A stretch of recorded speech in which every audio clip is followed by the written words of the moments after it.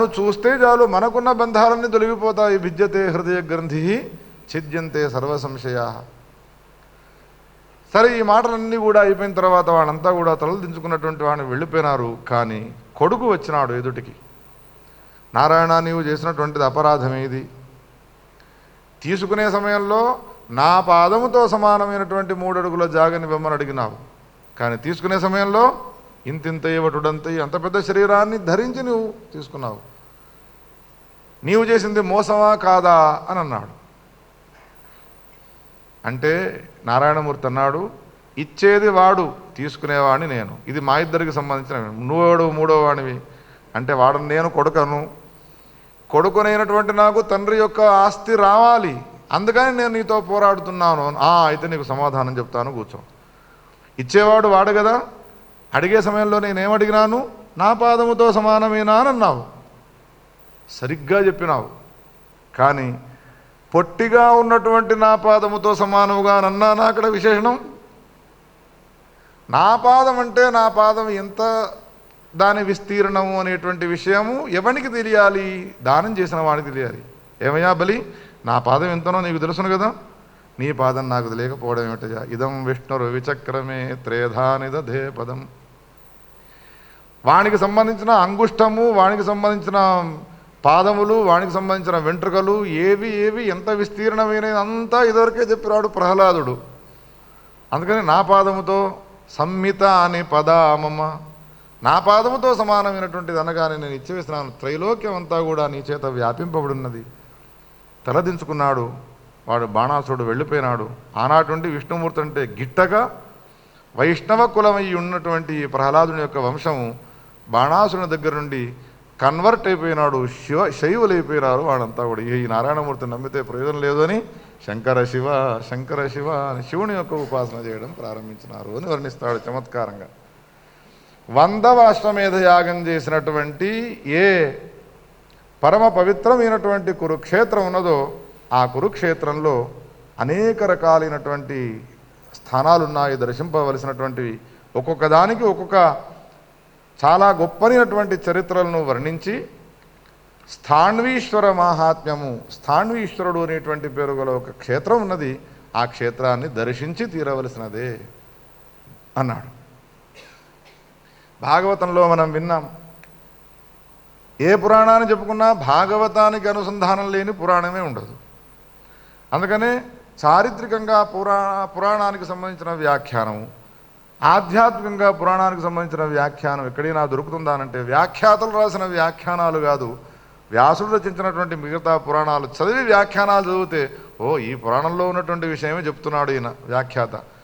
పురాణాలు చదవకుండా వ్యాఖ్యానాలు చదువుతున్న వాళ్ళకి అబ్బా ఎంత విశేషమైన విషయం చెప్తున్నాడు ఈయన అనిపిస్తుంది. అందుకని పురాణాలు చక్కగా చదవాలి, మనం అధ్యయనం చేయాలి. జరిగినదేమిటి? అంగమహారాజు గారికి వేణుడు అనే పేరు గల కొడుకు పుట్టినాడు. ఎంతటి పాపాత్ముడో మీ అందరికీ తెలుసును, భాగవతం విన్న వాళ్ళందరికీ. చివరికి మరణించినాడు. మరణించినటువంటి ఆయన శరీరాన్ని మథించగా అందులో నుండి ఆవిర్భవించినాడు పృథు మహారాజు. తర్వాత తండ్రికి సంబంధించినటువంటి సంస్కారాలన్నీ చేసివేసినాడు. పృథు మహారాజు గారు రాజ్యాన్ని పరిపాలిస్తున్నటువంటి సమయంలో వందిమాగధులు ఆయనను పొగిడినారు. కాలం గడుస్తున్నది. అసలు రాజ్యాన్ని పరిపాలించేవాడు రాజు అనే పేరు పృథు మహారాజు నుండే ప్రారంభమైనది అని అంటాడు. తత్ర రాజేతి శబ్దోస్య పృథివ్యాః రంజనాదభూతు.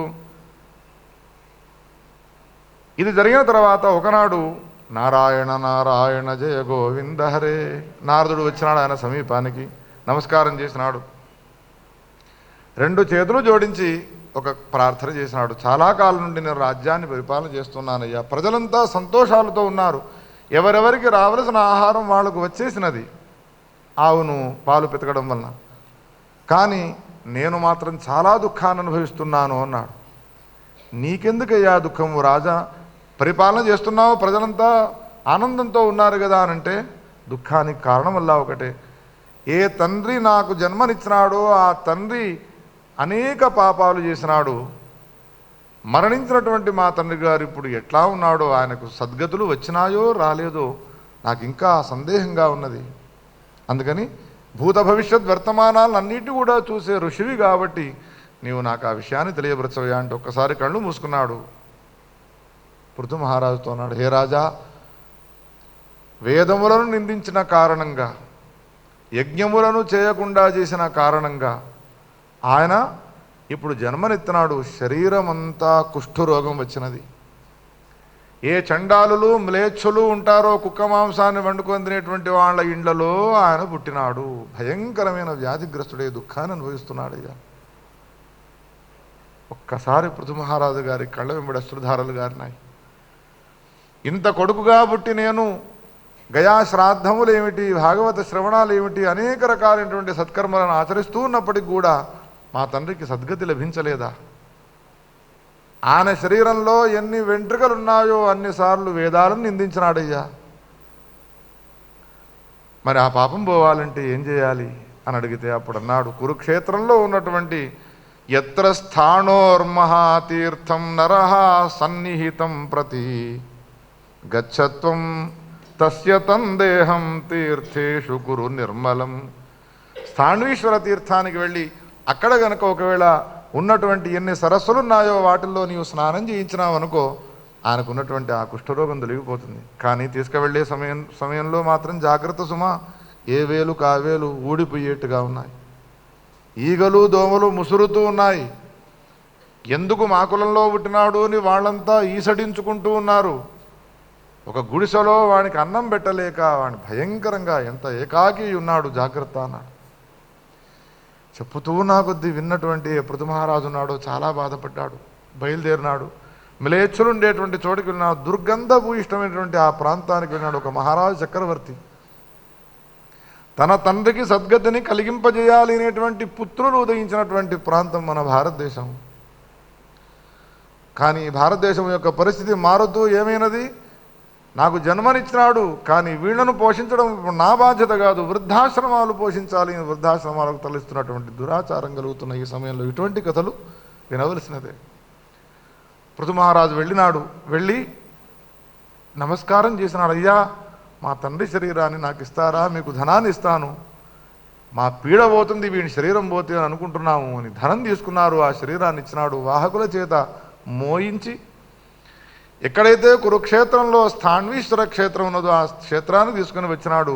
వచ్చిన వాళ్ళు ధనం తీసుకున్నటువంటి వాళ్ళే అక్కడ వారవేసి వెళ్ళిపోయినారు.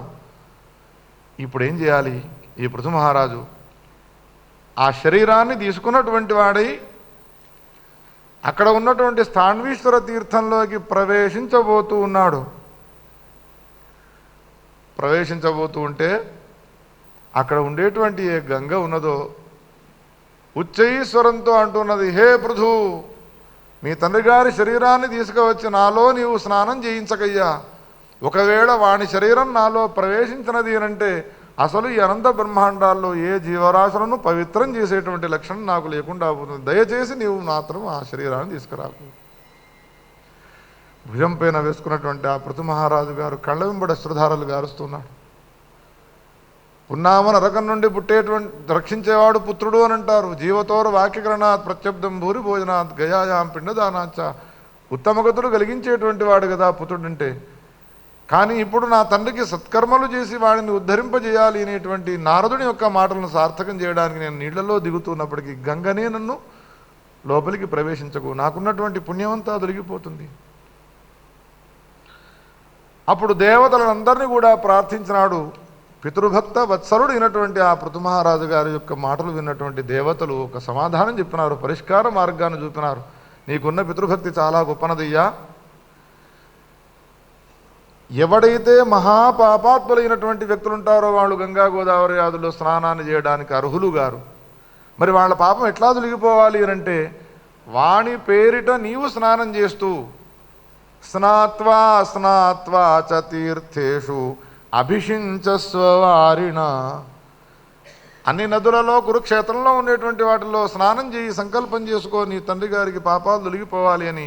వేదాలను నిందించినటువంటి పాపం తొలగిపోవుగాక, బ్రాహ్మణులు నిందించినటువంటి పాపం తొలగిపోవుగాక అని స్నానం చేసిన తర్వాత వచ్చే సమయంలో ఒక పాత్రలో నీళ్లు తీసుకువచ్చి చల్లుతూ ఉండు. అంతేగాని అక్కడికి మాత్రం నీవు తీసుకుపోవడానికి వెళ్ళలేదు. ఈ మాటను విన్నటువంటి పృథు మహారాజు గారు ఒక కుటీరాన్ని ఏర్పాటు చేసి ఆ కుటీరంలో తన తండ్రికి సంబంధించినటువంటి శరీరాన్ని జాగ్రత్తపరిచి ప్రతి నిత్యము కురుక్షేత్రంలో ఉన్నటువంటి ఎన్ని తీర్థములు ఉన్నాయో వాటన్నిటిలో తండ్రి యొక్క సంకల్పాన్ని చెప్పి స్నానం చేస్తూ ఉన్నటువంటి వాడి నీడను తీసుకువచ్చి చల్లాలి అని వెళుతూ ఉన్నాడు. ఇట్లా జరుగుతూ ఉండగా ఒకనాడు ఆకలితో ఉన్నటువంటి ఒక కుక్క ఆ కురుక్షేత్రంలో స్థాణువీశ్వరుని అనేటువంటి దేవాలయానికి గత కాలంలో గత జన్మలో అధ్యక్షుడిగా ఉండి ఏదో ఒక అపచారం చేయడం వలన ఆ దేవాలయానికి సంబంధించినటువంటి ధనాన్ని దుర్వినియోగం చేసి తాను భోగాన్ని అనుభవించడం వలన కుక్కగా జన్మించినది. జన్మించి ఆహారం కోసం ఇటు అటు సంచారం చేస్తూ నీళ్లలో దిగి అక్కడేమైనా ఆహారం ఉంటుందేమో అని నీళ్ల నుండి పైకి ఎక్కగానే ఇక్కడ ఒక కుటీరం కనిపించినది. లోపలికి వెళ్ళే వరకు నెత్తురు గారుతూ చీముతో ఉండి ఈగలు దోమలు ముసురుతున్నటువంటి ఈయన శరీరం కనిపించగానే నాకలి బయటికి తీసినది, తోకను ఊపుతున్నది. నాకు ఎంత చక్కని ఆహారాన్ని వ్యవస్థ చేసినాడు భగవంతుడు నీ సమీపానికి వెళ్ళి తినడానికి వణుకుంటున్నది.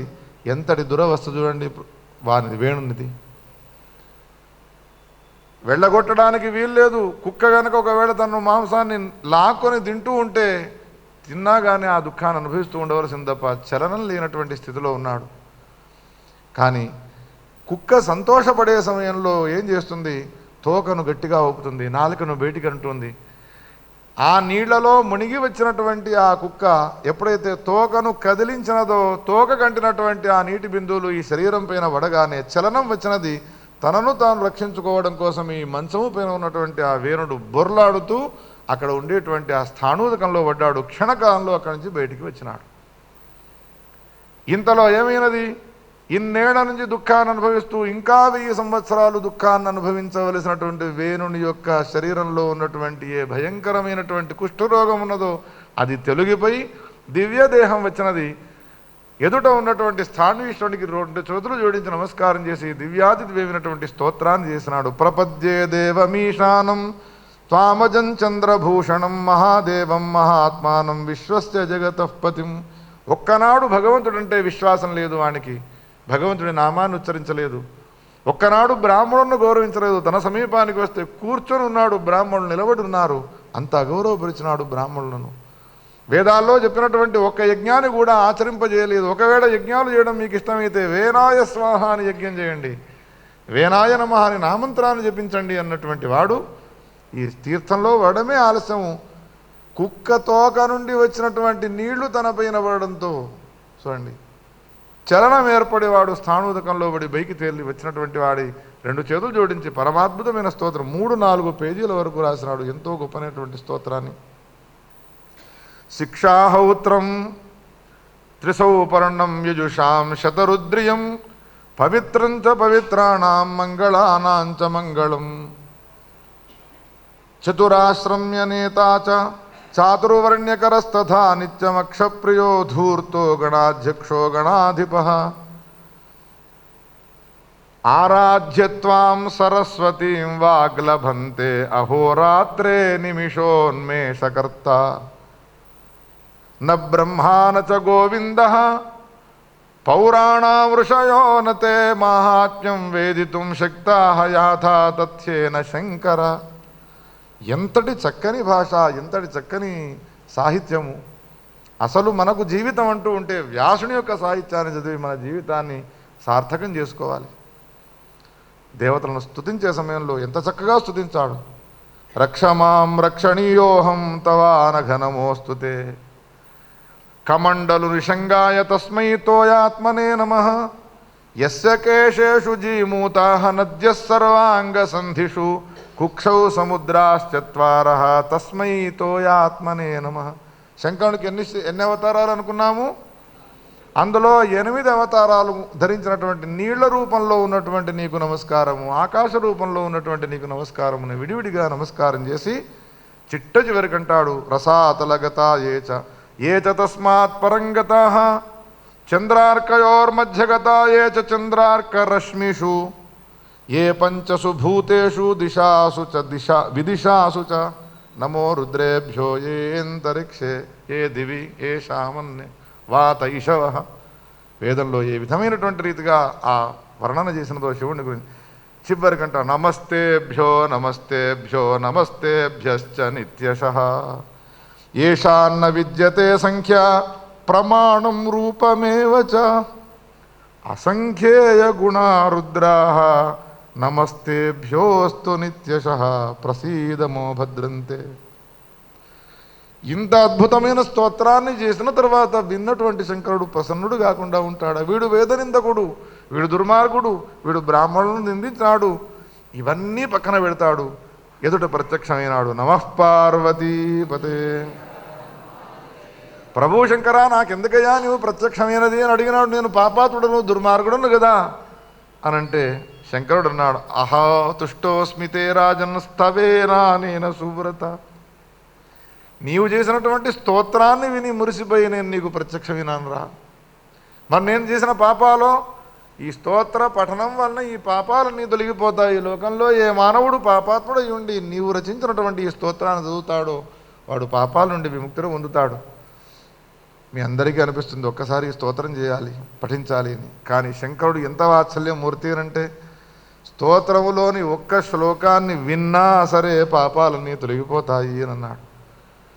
వరాన్నిచ్చి ఒక మాట అన్నాడు, అరే ఈనాటి నుండి నీవు నా కైలాసంలో ప్రమథగణాలలో ఒకడవై ఉంటావు అని అన్నాడు. స్వామి నా పేరేమిటో చెప్పండి అంటే, భృంగిరిటి అనే పేరుతో నీవు విఖ్యాతిని పొందుతావురా. ఎంతటి వాత్సల్యమూర్తి మహాదేవుడు. దుర్మార్గులైనటువంటి వ్యక్తులను శ్రీమన్నారాయణమూర్తి అవతారాలెత్తి ఒక్కడిని మిగిల్చకుండా సంహారం చేస్తాడు.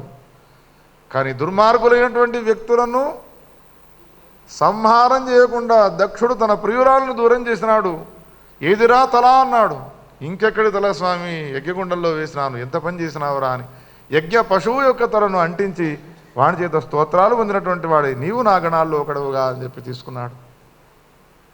దుర్మార్గులలో ఉండేటువంటి ఏ దుష్టత్వం ఉన్నదో దాన్ని నాశనం చేసినటువంటి వాడు ఈ సన్మార్గులను చేసి తన పరమదగణాల్లో వేసుకున్నాడు. ఇటువంటి మహాదేవుని కంటే ఇంకా ఆశ్చర్యమూర్తి. ఖ్యాతో గణాధిపో భూత్వా నామ్నా భృంగిరిటి స్మృతః మత్సన్నిధానే స్థిత్వా తం తతః సిద్ధిం గమిష్యసి అని ఈ వరాన్ని ఇచ్చినాడు. ఇంకేమిటి, విమానాన్ని అధిరోహించినటువంటి వాడి కైలాస శిఖరానికి ప్రయాణమే వెళుతున్నాడు. శంకర శివ శంకర శివ శంభో మహాదేవ శంకర అని అనేక తీర్థాల్లో స్నానం చేసి పాత్రలో ఆయా తీర్థముల యొక్క నీళ్లను తీసుకొని వచ్చి కుటీరంలోకి ప్రవేశించగానే తండ్రి యొక్క శరీరం కనిపించడం లేదు. ఒక్కసారి నేలపైన పడిపోయినాడు. ఎంత దుర్మార్గుడనైన పుత్రుడని నేను, నాతో సమానమైనటువంటి మూర్ఖపుత్రుడు ఉంటాడా? తండ్రికి ఇటువంటి దుర్గతి కలిగినది అని అన్న తర్వాత అటువంటి తండ్రిని ఉద్ధరించే నిమిత్తం మీరు తీసుకువచ్చి గంగాలో ప్రవేశింపజేసేటువంటి అధికారం లేని సమయంలో ఒక రక్షక భటునైనా ఇక్కడ ఉంచకుండా పోయినాను. నా తండ్రి ఎక్కడికి వెళ్ళినాడు, ఆయనకి ఇంకా ఎటువంటి దుర్దశ ప్రాప్తించినదు అని బాధపడుతుంటే, ఒరే పృథు, నీబోటి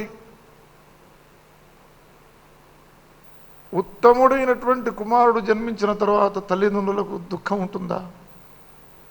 భయంకరమైనటువంటి నరకాలు లోకాలు వస్తాయని భావిస్తావురా? నీ అటువంటి పుత్రుణ్ణి కనడం వలన పాపాత్ముడైనటువంటి నాకు కైలాసంలో ఒక ఉద్యోగం దొరికినది. భృంగిరిటి అనేటువంటి పేరు గల స్థానాన్ని ఇచ్చినాడు మహాదేవుడు అనగానే ఒక్కసారి పైకి చూసి కళ్ళ వెంబడి అశ్రుధారలు గార్చుకున్నాడు. అప్పుడు శంకరుడు వేణుని అడిగినాడు, ఏమయ్యా వేణ, నీకు వరం ఇచ్చినాను, అది నా అంతట నేను ఇచ్చినటువంటి వరం, నీకేమైనా కోరిక ఉన్నదా? అడగలేదేమయ్యా, కోరుకో అన్నాడు. కోరుకోమనగానే ఆయన ఏం కోరుకున్నాడో తెలుసునా? ఏ అపచారం చేయడం వలనో కుక్క జన్మనెత్తినాడు ఒక జీవుడు. ఆ కుక్క నీళ్లలో మునిగి తోకపైన ఉన్న నీళ్లను నాపైన చల్లడం వల్ల కదా నేను బొరలి నా స్థాన్వీశ్వర జలంలో పడిపోయినది. అందుకని నీవు నాకు ఒకవేళ వరం ఇచ్చినట్టయితే నేను కోరుకునే వరం వల్ల ఒకటేనయ్యా, దేవస్వభక్షణార్థం స్వయోనౌ తవ సేవకం యది తుష్టోసి మే దేవా యది దేయో వరో మమ ముక్తోయం. వీడు ముక్తుడు అయ్యేట్టుగా వరం అనుగ్రహించు అన్నాడు. వానికి ముక్తులు అనుగ్రహించినాడు, ఈయనకు ఇచ్చినాడు. పృథు మహారాజు గారు వెళుతున్నటువంటి ఆ తన తండ్రి గారి యొక్క శరీరాన్ని చూసినటువంటి వాడి కళ్ళ వెంబడి అశ్రుధారులు గారుస్తూ ఉన్నటువంటి వాడి నాకు ఇచ్చినటువంటి జన్మను నేను సార్థకం చేసుకున్నాను అని సంతోషపడ్డాడు అనేటువంటి ఈ కథను సనత్కుమారుడు చెప్పినాడు. కురుక్షేత్రస్య మాహాత్మ్యం సరసోస్య మహీపతే మమ లింగస్య చ ఉత్పత్తిం శ్రుత్వా పాపై ప్రముచ్యతే. మనకు సందేహం రావచ్చును, వేణ మహారాజు పాపాత్ముడు, ఆయన పాపాన్ని తీర్చడానికి మంచి కొడుకును ఆయన కన్నాడు. ఆ కొడుకు కురుక్షేత్రానికి తీసుకువెళ్ళి స్థాన్వీశ్వర క్షేత్రంలో ఆయనకు ఉత్తమ గతిని కలిగింపజేసినాడు. ఇది జరిగినది వాళ్లకు, కానీ విన్న మాకేమిటి ప్రయోజనము అంటే వ్యాసుడు అంటాడు, ఎవరైతే ఈ కథను వింటారో విన్నవాళ్లకు విన్న చోటనే అది కురుక్షేత్రం అవుతుంది. విన్నవాళ్ల కొడుకులందరూ కూడా పృథు మహారాజు వంటి వాళ్ళు అవుతారు. ఒకవేళ వాళ్ళు కాకున్నా కానీ మనను హాస్పిటల్లో లేకపోతే అనాథాశ్రమాల్లో వేసేవాళ్ళైనా కానీ ఈ క్షేత్ర మహాత్మ్యాన్ని గురించి కనుక ఒకవేళ మనం విన్నాము అంటే తప్పకుండా మహాదేవుడు మనకు విమానాలు పంపిస్తాడు కైలాశిఖరానికి. సర్వ పాపై ప్రముచ్యతే. ఇంత పవిత్రమైనది మన భారతదేశం, ఇంత పవిత్రమైనది మన భారతదేశ చరిత్ర అని భారతదేశ చరిత్రను వివరించడం కోసం ఈ ప్రాచీనమైనటువంటి పురాణాల్లో కథలు వినాలి. ఏవైనా పురాణాలు చెప్పే సమయంలో రిటైర్ అయినటువంటి ముసలి వాళ్ళు వచ్చి కూర్చుంటారు తప్ప యువకులు రారు. ఇది మాకు బాధను కలిగించేది. వాళ్ళు కూర్చొని కనుక ఒకవేళ ఈ కథను విన్నారు అంటే ఓహో తల్లిదండ్రుల గురించి ఇంత గొప్పగా చేయాలన్నా, రేపో మాపు పద్మపురాణంలో వస్తుంది. ఎంత గొప్పనైనటువంటి కథలను వర్ణిస్తాడు వ్యాస భగవానుడు. పురాణాలను వెనక ప్రాచీనమైనటువంటి సంప్రదాయాలకు దూరమైపోయి ఆంగ్ల విద్యను నేర్చుకుంటూ ఎవరైతే ఆ హూణ సంప్రదాయాన్ని అలవర్చుకొని ఎల్కేజీ నర్సరీ దగ్గర నుండి విదేశ సంస్కారాలకు వీడు బానిసైపోయి జీవనాన్ని కొనసాగిస్తున్నాడో ఎక్కడిది మన సాంప్రదాయం? ఎక్కడికి పోతున్నామో మనం ఒక్కసారి ఆలోచించండి. అందుకని గురువుల యొక్క పరిపూర్ణ అనుగ్రహాన్ని పొందినటువంటి మనం విన్నటువంటి వాళ్ళమైనా ఒరే నాయన ఇవాళ నేను కథకు వెళ్ళినాను, ఇవాళ వచ్చిన కథ ఇదిరా అని చెప్పాలి పిల్లలకు. మా చిన్నతనంలో మా నాయనమ్మ రోజు పురాణానికి వెళ్ళేది, భాగవతానికి. నిద్ర రాకపోతే ఆమె దగ్గరికి వెళితే జో కొడుతూ జో అచ్యుతానంద పాడకపోయేది. ధ్రువునికి సంబంధించిన కథ చెప్తానురా అనుకుంటూ నిద్రపోయేది. ఆ కథ ఎప్పుడో అయిపోయేది. నిద్రపోయినాడు అనగానే కథను ఆపేసేది. బీజములను కనుక ఒకవేళ మనము ఈనాడు నాటలేదు పిల్లలకు అనంటే భవిష్యత్తు చాలా గందరగోళంగా ఉంటుంది. మనందరి అదృష్ట విశేషం వలన గురువుగారి యొక్క ఆదేశాన్ని స్వీకరించి ఈనాడు వ్యాసుని యొక్క సాహిత్యం, అసలు వ్యాసుడు ఏం చెప్పదలుచుకున్నాడు జగత్తుకు అందరూ భయపడుతూ ఉంటారు. అబ్బో అష్టాదశ పురాణాలు వినడానికి మేము భయపడతాం. పురాణాల్లో ఏం చెప్తాడు వ్యాస భగవానుడు? ఏకాదశి మహాత్మ్యాన్ని చెప్తాడు. ఏకాదశి నాడు ఉపవాసం ఉండండి అని అంటాడు. ఉండము అన్న వాళ్ళని గురించి ఏమంటాడు? నిన్న మనం చెప్పుకున్నాము. అన్నం తిన్నావనుకో ఒక్కొక్క మెతులో బ్రహ్మహత్య పాపం ఉంటుంది. అనవసరంగా ఈ పురాణం వినడానికి ఎందుకు వచ్చినాం మనం? ఇవాళ మీరు ఏకాదశి నాడు భోజనం చేసే సమయంలో ఒక్కొక్క ముద్దలో ఉండే మెతుకులో ఏం కనిపిస్తూ ఉంటుంది? బ్రహ్మహత్య పాపం కనబడుతుంది. అప్పుడు మీరేం చేస్తారు? అన్నాన్ని తినడం మానివేస్తారు. వ్యాసుడు చేసేటువంటి పని అది. ఎవడు తన సమీపానికి వచ్చి పురాణాన్ని వినడానికి పూనుకుంటాడో వానికి ధర్మాన్ని బోధిస్తాడు. అది కఠినమైన ధర్మం కాదు, అది సులభమైనటువంటి ధర్మం. అది ఖర్చుతో కూడుకున్నటువంటి ధర్మం కాదు, అది ఖర్చు లేకుండా ఉండేటువంటి ధర్మము. అటువంటి ధర్మాన్ని ఈ పురాణాలు మనకు తెలియజేసినాయి. ఆ పురాణాల్లో భాగంగా వామన పురాణంలో అనేకమైనటువంటి రత్నాలు ఉన్నాయి. ఒకనాటి పురాణం ఇంకో నాటికి సంక్రమిస్తే ఆనాటి పురాణం మళ్ళీ రెండో నాటికి పోతూ ఉంటుంది. అందుకని అయినంత వరకు ఇందులో ఉన్నటువంటి అంశాలను మనం చెప్పుకున్నాము. ఇంకా రత్నగుళికలైనటువంటి వాటిని రేపటి ప్రవచనంలో స్కంద పురాణము, తర్వాత ఇంకొక పురాణం, ఈ రెండింటిని కలిపి మనం ప్రవచనం చేసుకునే సందర్భంలో చెప్పుకుందామని ఈ విషయాన్ని తెలియజేస్తూ ఈనాటి 2 పురాణ ప్రవచనాల యొక్క సారాంశాన్ని గురుచరణారవిందాలకు సమర్పిస్తున్నాను. కృష్ణ జనార్దన కృష్ణ జనార్దన కృష్ణ జనార్దన కృష్ణ హరే కృష్ణ జనార్దన కృష్ణ జనార్దన శంకర శివ శంకర శివ శంభో మహాదేవ శంకర శివ శంకర శివ శంకర శివ శంభో మహాదేవ శంకర శివ హర శంభో మహాదేవ శంకర శివ. భక్తవత్సల భగవానికి गौरी शंकर भगवान की। नमः पार्वती पते हर हर महादेव। कायेन वाचा मनसेन्द्रियैर्वा बुद्ध्यात्मना वा प्रकृते स्वभावात् करोमि यद्यत् सकलं परस्मै नारायणायेति समर्पयामि। श्रीमन्नारायणायेति समर्पयामि। स्वस्ति प्रजाभ्यः परिपालयन्तां न्यायेन मार्गेण महीं महिषाः। गोब्राह्मणेभ्यः शुभमस्तु नित्यं। लोकाः समस्ताः सुखिनो भवन्तु। तत्सद्ब्रह्मार्पणमस्तु।